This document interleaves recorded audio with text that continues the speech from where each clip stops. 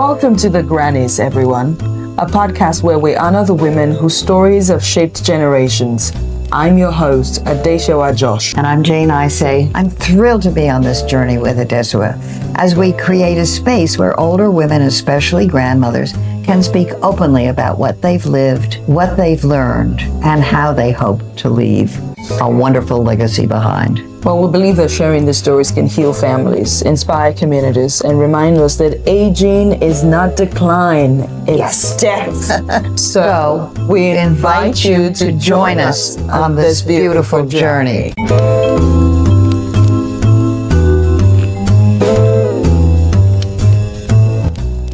Hello and welcome everybody to a special edition of The Grannies coming to you from Spring Lake. Our topic today is alone together.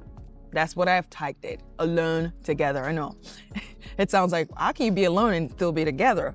We want to look at living solo versus elder community. I think there is an undertone here which has to do with autonomy. Like, am I giving away my autonomy as soon as I go live with other people? Or when I'm living solo, am I also chipping off at the edges? Like, what is this? How do I make all of these decisions? What does it really mean to belong at the end of life? And who gets to choose that is the biggest question that I have. It's not just Granny Jane and I today.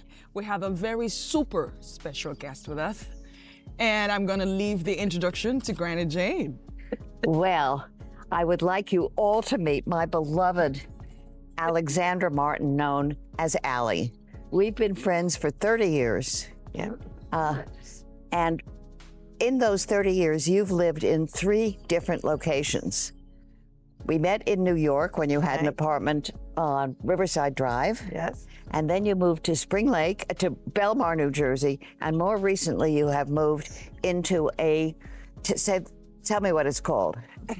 It's a retirement community, but it's also a continuing care facility. Allie, you have lived an interesting, diverse life. You've had different careers. You have 2 grown daughters, one whose granddaughters who are in their 30s, and grandchildren who are in their teens.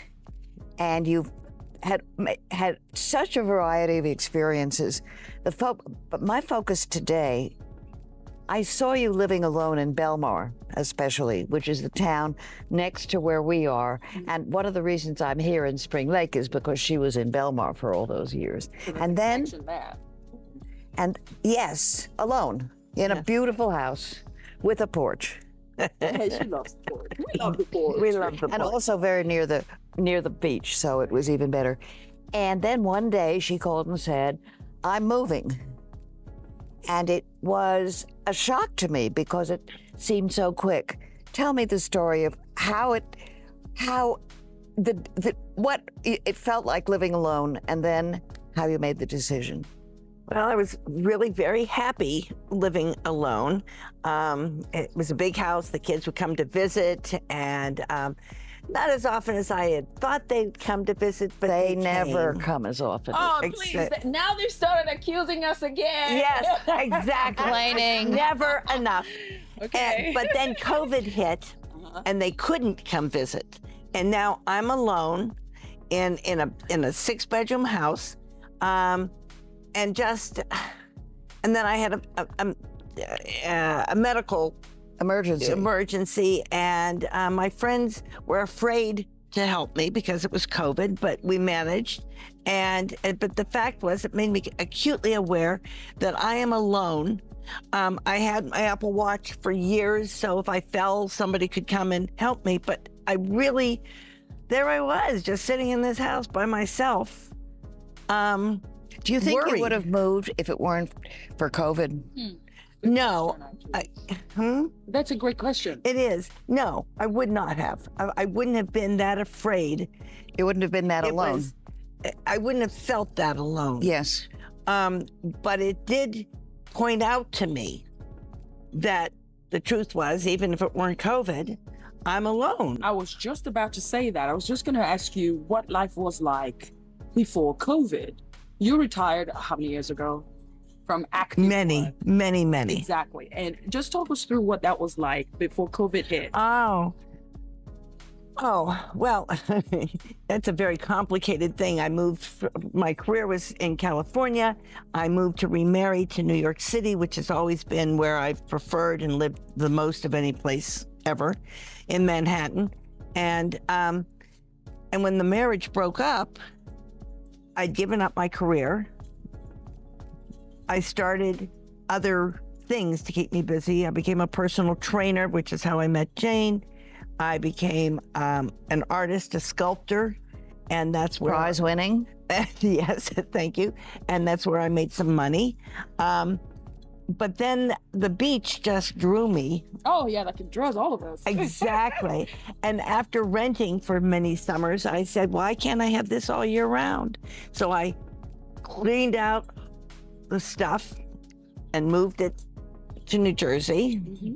And then we did my artwork down here and made new friends, and it was all great. In the art community. Yes, and it was a wonderful, wonderful time of life. Now I'm in my 70s, and medical things are starting to intrude. Yes. And I had friends, I had support, it was all there. And you were an EMT by then? Yes, I was an EMT then too. Oh my God. I know, I keep busy. And I was very involved in the community. But it wasn't the same as,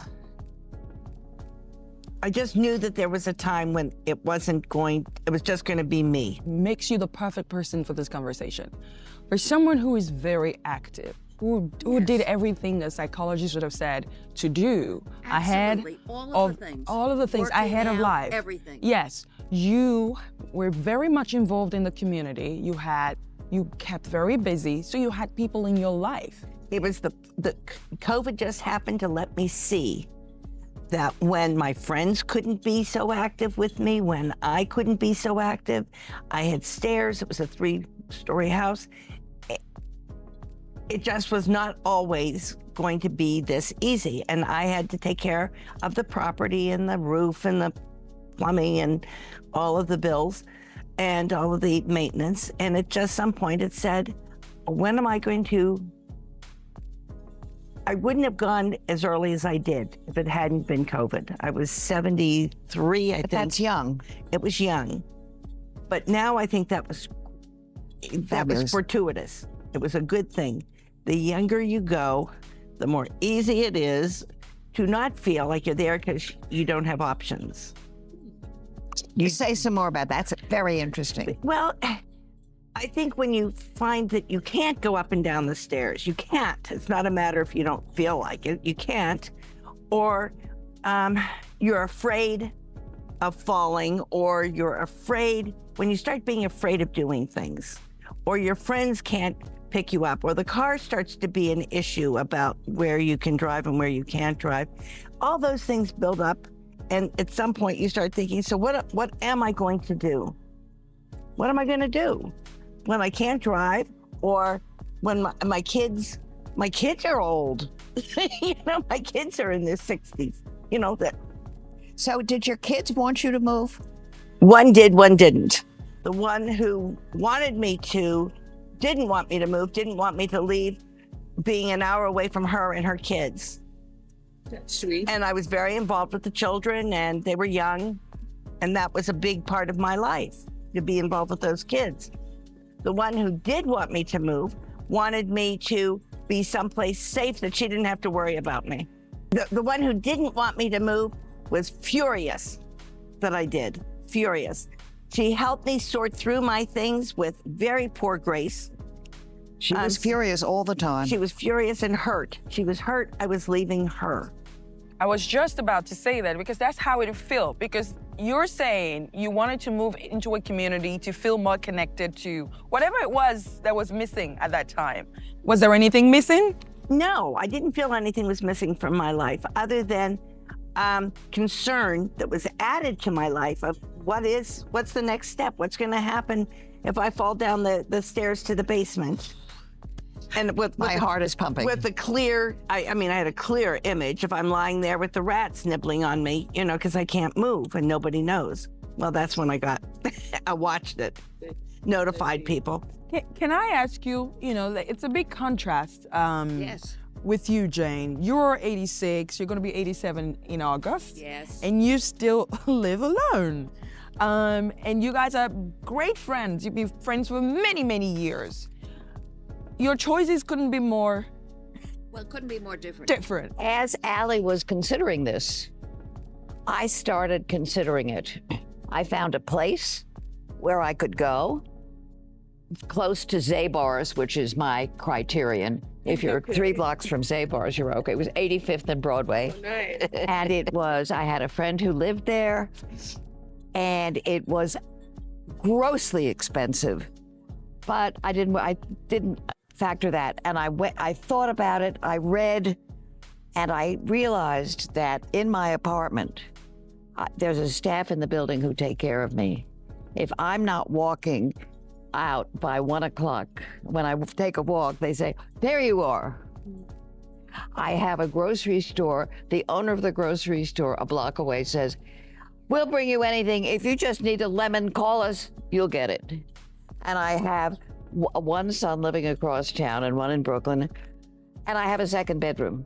The second bedroom, and I have no maintenance problems because I live in a co-op. So if something goes wrong, I call and they fix it. And But you have to tip them when they come and do it. Yes. There is a cost. there is a cost. Okay. And when I had a dog, I had dog walkers and I had to pay them. But it was all in the budget, and I did extra work to make up some of these expenses. However, my assessing her situation is the fact that she has a network and because of the internet, she can call and get food and get books and get Everything. things delivered. And the children are all within a short Yeah, they ride all to in the her. city. And the grandchildren they're all flying away now. But she has a bedroom, an extra bedroom and bath that isn't right near hers. And therefore, somebody could actually live there and take care of her. And she Right. has the means Yeah. to afford that. Yeah. Yes. And now that's having a live-in, and it's one single, Yeah. No steps. stairs. No stairs, no steps. And so she really, I think, has a situation, and she's very, very, very connected to people. She's on the phone with people all the time.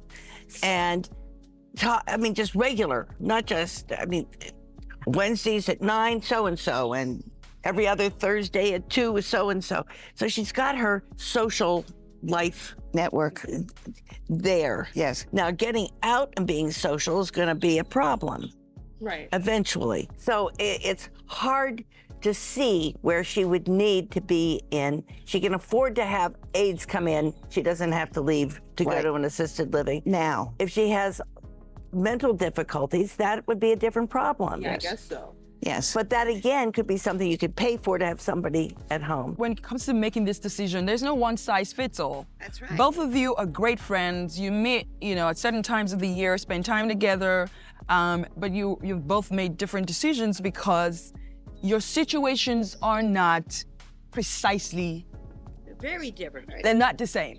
And here's something else. We don't agree about everything. We agree about most things, but we have our own ideas, our own personalities, and we love each other. Absolutely. So the fact that she moved, it scared me when you moved because I thought, oh my God, to say that. what's going to happen to Allie? So tell us what happened when you first got there. I'm going to take a little step backwards Yes. because I'm going to rhapsodize about how wonderful it is, because it is. But the move, no matter what, The transition or the move. the move and the transition, but the move first is hell. You have to go through all of the stuff that you have saved and loved and all of the books. And do you really need 47 books, on the same subject? I moved all my cookbooks. I go online for recipes. Why? Because they're my friends. That's why. But my kids had to argue with me. I gave them as much as they would take, which they're going to have when I die anyhow. So whatever they'd want, take it. Have it. And then you have to get rid of things. You have to go through those drawers, those closets. I found things I hadn't seen in 10 years. Did you cry? All the time. It's hell. It's hell. whether you move in, moving is hell, no matter where you are. And at this I hate point, moving. right. Well, yes. And it is. But this is loaded with the emotion of, is this the end? Oh my God, yes, that's the whole why this is difficult. Is this my last move? Are they putting me in a box somewhere and putting me away? Or worse, am I going into a nursing home like the ones I remember visiting when I was a kid, and they smell and the people are sitting around like in front of a TV, and you can smell urine everywhere.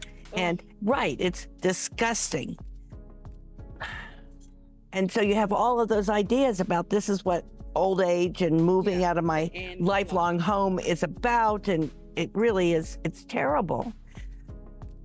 But depending on how much money you have, you can pay people to help you do that. Yeah, I spend a lot of time watching, Googling senior content online, and the ones who end up going to a home, it's a war with their kids. It's a tug of war. It's like being abandoned. Yes. You really feel, yes, like you're being shut away. That's the emotion. I'm being put away. Yes. And what part of it feels like I raised you, it's your turn, but you're dumping me? That I think depends very much on the families. Yes. Yes. I think that's a cultural issue that varies. Yeah. Let me ask. But there's another part of it, which is a lot of, I think more men than women don't think they need to leave. Oh, right. And so when you have children who are perfectly, completely thoughtful, and, you know, and mom or dad is, you know, peeing on the floor and falling and all of that, they have to move. Okay, that one's easy. But if mom and dad are not, and they're just absolutely fine, and the house is fine, and it's just a matter of, you know, maybe they're not getting the newspapers out as quickly as you would like, and so they're on the floor in a pile, you know. Yes. That is more where you say, I don't need to go somewhere, I'm fine. But the money is an issue. A big issue. It is, because frequently, I mean, for me, what I am paying is probably less than it would cost me to rent a place or pay mortgage, which if you're older and you paid off your mortgage, that's not an issue. But for rent, taxes, maintenance, housekeeping, electricity, internet, cable TV, all of that's included. I was speaking to someone yesterday in the San Jose area in California, where she's saying the cost is like, to buy into a place is like $1 million. And then it's like 20 grand or something a month. So and she's saying, we can't do that. And I said, well, what if you went to Sacramento where your son lives? Well, see, where I moved is less than half of what it would cost to be in this area. And I went before I felt like I was being put on the shelf. I felt like I was making my own decision. Step backwards. My mother-in-law moved to a place like I'm in at 73. She said, one, because I want to choose where I'm going to live and don't want you telling me where I'm going to live. Amazing. And two, because she said then she could meet friends and make friends. And then when she couldn't get around, she'd still have friends already made, where if you go when you're already on the decline where you can't get around and you're just sitting watching TV, then it's like, well, I could stay home. I don't need to move to someplace and sit on a recliner and watch TV. Right. I mean, because you're already not in shape to get out and meet people. This is a very important thing. If you move, if you just make this decision when you are still yourself, Yes. you have the opportunity to make the same kinds of connections that you had when with your friends. You can also make decisions about who you want to be with in the community and who not. Right. Because you still have your autonomy.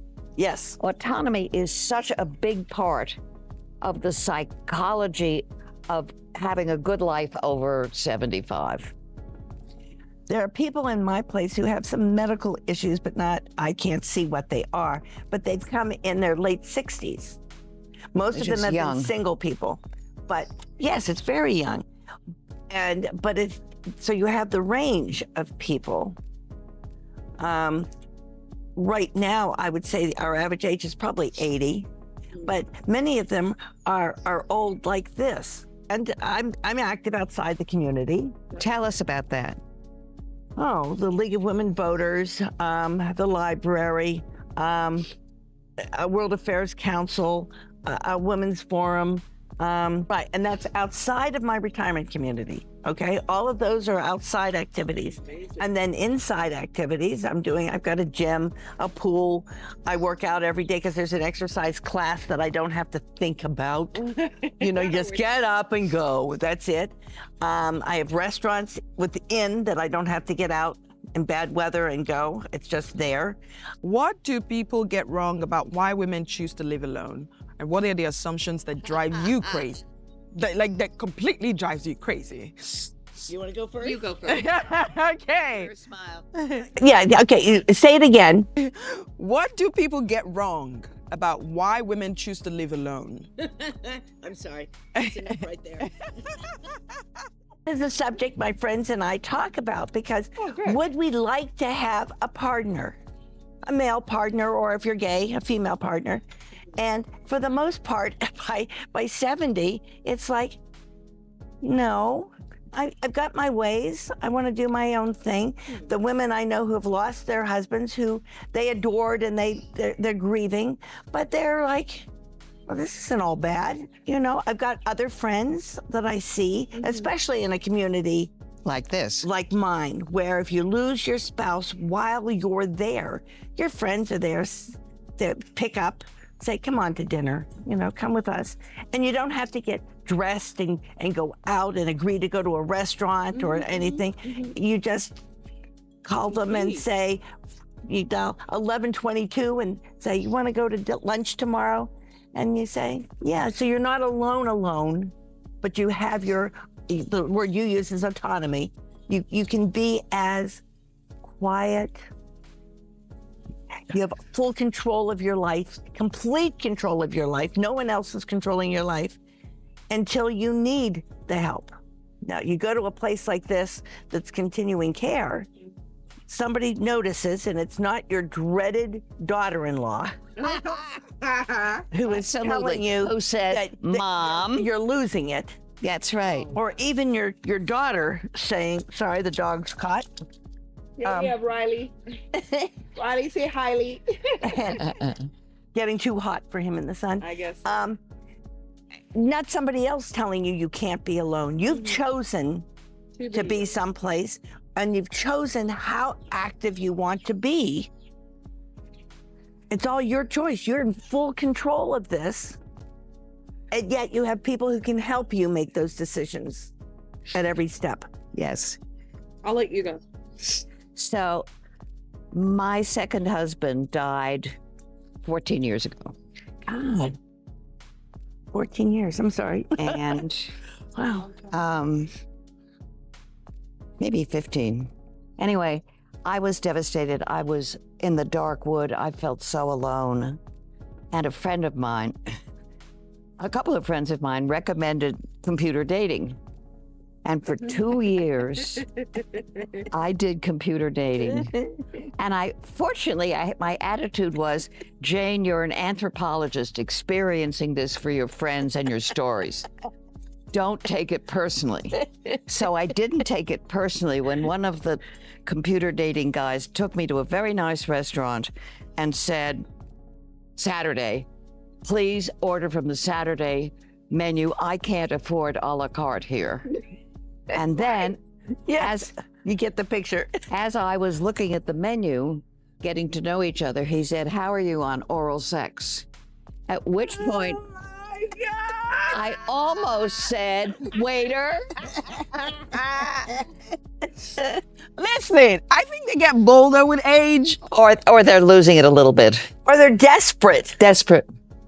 And so it was I want to explore a whole topic about sex in the 80s among the senior community, or sex dating, whatever that is. That has to be a pod, but I'm loving this gist. And after a year, and the last one I dated, he'd broken his foot on the way to having dinner with me, and I saw an ambulance, and I figured it was him, and I went to the hospital with him. He'd broken up with his neighbor girlfriend. He'd widowed. He had a girlfriend in the building who was too crazy for him, so he was now computer dating. And I took him to the hospital, and I brought him home to his apartment, all like nice Jane. And at some point, I called to check in with him, and he said, I have something I need to tell you. I said, what? He said, I'm back with Marjorie. and I said, okay. And he said, she changed her meds and she's better. She's no longer crazy. Upper West Side, she changed her meds. Upper West Side is notorious, by the way. I thought to myself, oh shit, because we were getting along really well. And then I thought, thank you. You've shown me what a waste of time this is. One of my good friends who is 87 years old, and after a drink or two, loves to talk about her very different sexual partners through the years. One day, she says, you know, there's not a single person here that has sex. And I said, well, I don't know. Then there's, I'm going to make up a name, Mike and Joan, who they have their separate apartments, but they spend the week in her apartment, and on Fridays, with their walkers, come to his apartment for their weekend. Oh, that's and so great. We doubt that they're a couple, but you know, we decided they're not having such great sex, so we lost interest in them. And then there's another couple who came, who aren't married but have legal arrangements for each other. And he's 80 and she's 78 now, but they've been there a couple of years. And I said, well, what about them?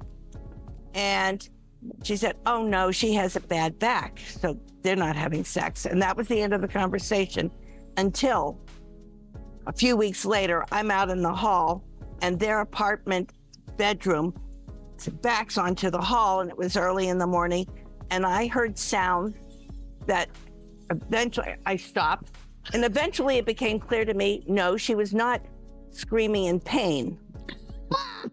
And then I heard him laugh, and I realized, nope, I know who's having sex here. Now, that's the kind of conversations that my friends and I have to show we're, you know, it's not a bunch of old fuddy-duddies sitting there drooling in their wheelchairs. In popular culture and mainstream media, the picture of olds that we have is drooling, is and shouldn't be present. And wearing diapers and right.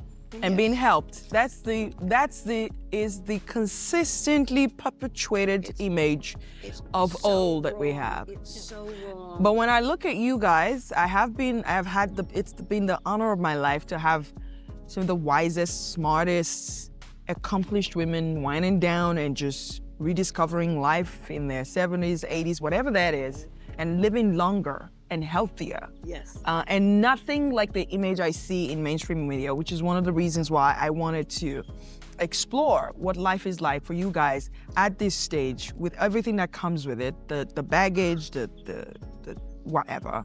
And it has been a very good exploration for me, and I hope for all the younger people who are listening today. Solitude, sovereignty, and in exchange for being around people. Is it a trade-off, or can it both exist? That's what I think people feel. They're gonna have to, it's a trade-off. You're missing your friend, your sofa in its right place in your living room. It's all giving up things. And I have found that it was a matter of, okay, I'm gonna quote Jane, Grandma Jane. When I moved in that first year, I was very unhappy. My friends were all in New York and in Belmar. I didn't know anyone. It was just sad. And I'm talking to a friend, thank God for Zoom and the phone. And she said, look, you've done it. You've sold your house, you're there, you've got a choice. You can be miserable or you can be happy. You figure out what you want.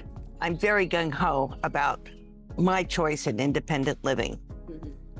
But the real point of moving into a place like this is the steps that you can take, the continuous care. What happens if you do have a stroke? What happens if you fall and break your hip? What happens if you get Alzheimer's? What happens? What happens? What happens? What will you do?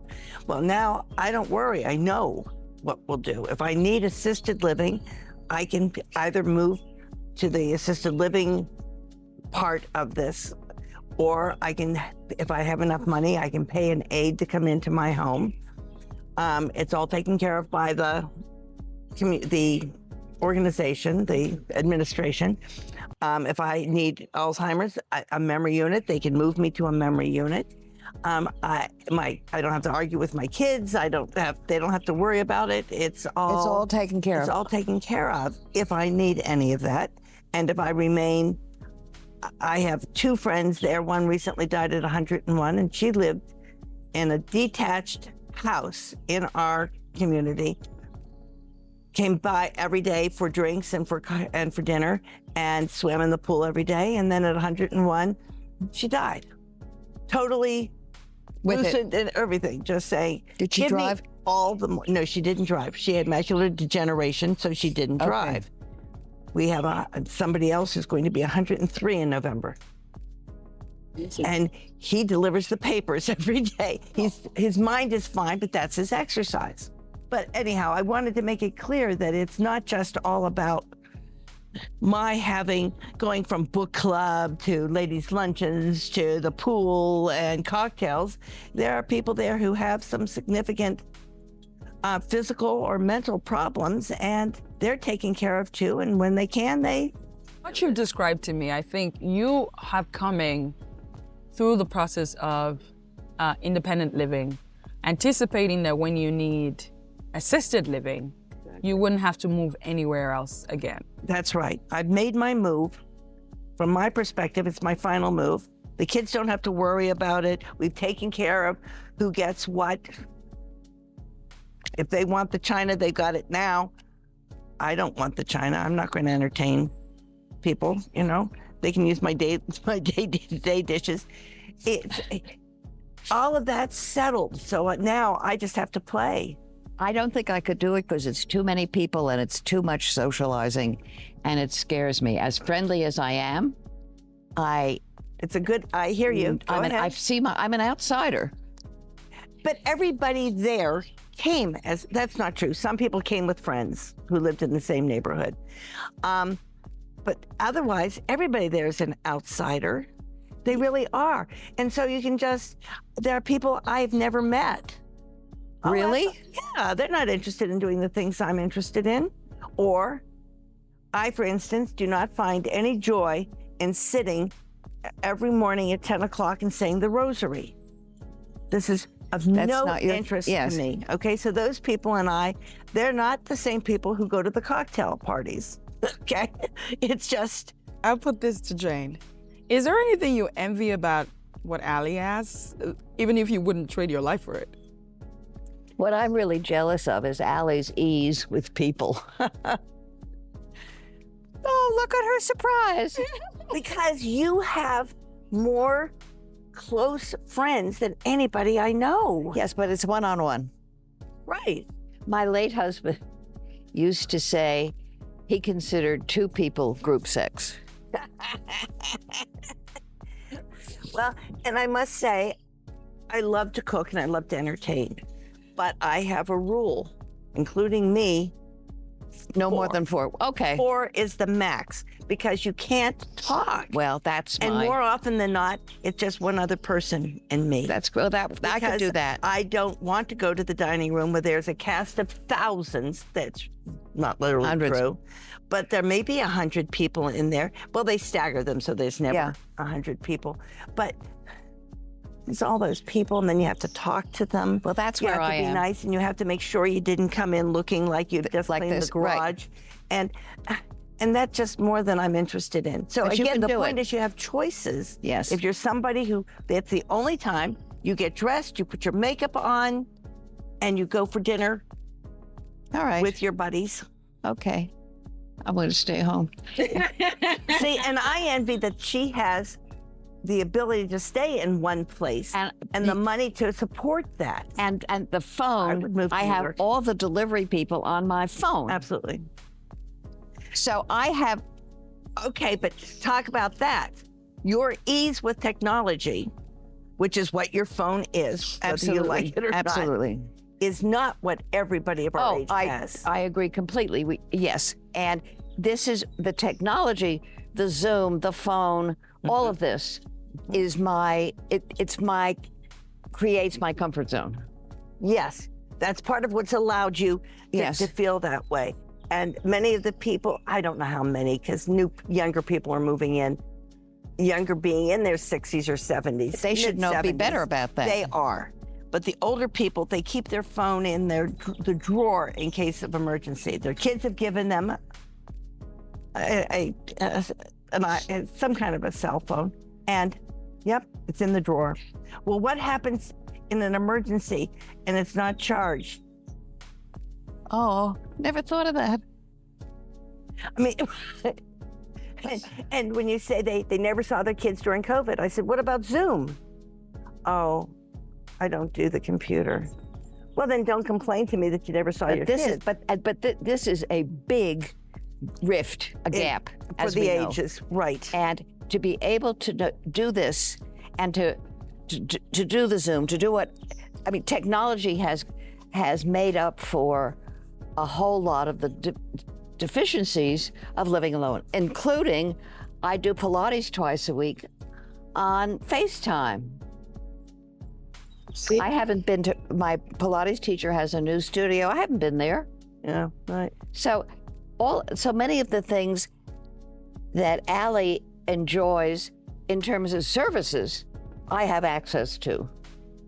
In terms of sitting with a group, playing Mahjong, I don't. But my friends, I have a friend who plays bridge every day online, on Zoom, and she's a bridge person. She's my age, and it's most important. So we have all kinds of alternatives. And the question is, how do we choose what's best for us and when? I believe that one of Allie's great virtues or good fortunes is that she moved at an early age. I agree. When she could still, as 5-6 years in, she can still do everything. When you said we don't have to, you put everything in place and now all you have to do is play. Yeah. And it just reminds me of the circle of life and how in my culture, they would say that you become children again. And childhood. yes, it's old ages. If you're lucky, it's it's a chance at childhood again. The grief of watching peers decline is one of the most underreported realities of life and of elder community. And it's one of the most underreported gifts you can give. When I turned 75, my granddaughter said, now, Grandma, my birthday, now that you're facing the end of your life, the last part of your life, has it made you change your thinking? And I said, yes, thinking. Now I realize I've come to believe that I need to spend whatever time is left for me in consonance with my values. And I thought, that's a good idea, I'll do it. And the footnote is I get to play solitaire on the iPad. It's one of my values. Okay, there you go. But the privilege of being kind to somebody who's in a decline that I may be in 5 years. Yeah. And is a gift. I have to go and have a boring hour. How many boring hours do we have? And so if we reimagined this stage, we're ebullient with joy, everything's wonderful. And part of that joy comes from the fact that we know it's not going to go on forever, so we're going to enjoy it. But when it comes to a time when we're not so adorable and agreeable, if there are people who love us and can bear to spend an hour with us, whom we may not recognize today, but we may recognize them tomorrow, this would be a gift for the next generation. All right, then I'm going to counter you with This is why I love this conversation. This is Allie. my son-in-law's father, eventually in his 90s, eventually moved into a continuing care place with his wife who has Alzheimer's, and had gotten to the point where he finally agreed that he couldn't take care of it on his own, and they had a big house, and he finally agreed that he expected his son and his daughter to take care of everything, and they had lives, and they weren't doing it to the degree he wanted. He gets his wife, who was she doesn't know who the children are, she doesn't know where she is, she's just sad and repeating and just sitting there and just, My friend is not there yet. They put her in, so they moved to this place, and then very quickly, within a month or two, they said, no, she's got to go into memory care. She blossomed. She has people there that she can talk to, that they can tell her things, whether they remember. It's like all the jokes about Alzheimer's you want. And she just bloomed, and she's very, very, everybody's thrilled for her. Now that is a message. Did you ever grieve watching someone you love so much in your community Yes. decline? The first year or so, what we do in our community is when someone dies, they put a rose out in what we call the postal center, which is clearly where you go to get your mail and to get other news for the area. And after a while, I called my daughter and I said, I can't handle this. I just can't be here. People are dying left and right. She said, well, what do you expect? They're all old. And that's what happens. Then eventually it got to the point where my friends not there are also dying. Absolutely. So it finally occurred to me, it's not being in the old folks' home. It's being old. It's the reality of my stage of life. And yes, some of the people I really don't know. So I'm sad for them and their family, blah, blah. But a few of them I've gotten to know quite well and devastated. But that's the truth when I'm not there. Sandy's husband here, I mean, devastating that Davy died. Had nothing to do with my choice of where to live, right? The reality that life at this stage of life, the 8th stage that Jane refers to, it's going to end. When I say all I have to do is play, but that's one reason why I want to play, because I may not be able to tomorrow. And these people had good lives, or if they were suffering, they're out of the suffering. And I'll miss them. And because I'm in a place where other interesting people are, I get to talk about it. It just, the grieving isn't so acute when you realize how close it is all the time. Does that make sense? It's true, absolutely. If you were to redesign the options, both of you, there's assisted living and there's continuing care, that's what you called it. Is there anything in between? I think that's exactly what the retirement community that starts with independent living is, just the in-between. That's right. It's where you go to when you're feeling great and fine and just don't want to worry about it. That's like when you first moved in, it was like my apartment. You had your own apartment, you ate where you wanted, you figured out, you had, so the emotional part of it was not dissimilar from mine, except you had to make friends. Right. And my situation, living alone, is I just need to coordinate a whole lot of things that are coordinated for you. Exactly. That is the crux of the matter. And that the children don't have to be whining at you, Mom, you do know you have to turn the air conditioners on throughout the entire apartment, Mom. Yes, Mom, perfect example. For more people, it's really, let's have the keys to the car. That was Yes. a little, Keys to the car is a whole episode. yeah, it is. And that's a biggie. And a place like mine, they have vans to go to the grocery store, and they have a van to take you to your doctor's appointment. And it's not the same as hopping in the car because you want to go right now to go get a hamburger someplace. You know, it's just, you lose the spontaneity without your car. But and that one still has to have the conversations. But the assisted living, continuous care starts with independent, and then you can go to assisted living, then you can go to memory care. And there's no more arguing, there's no more worrying about it.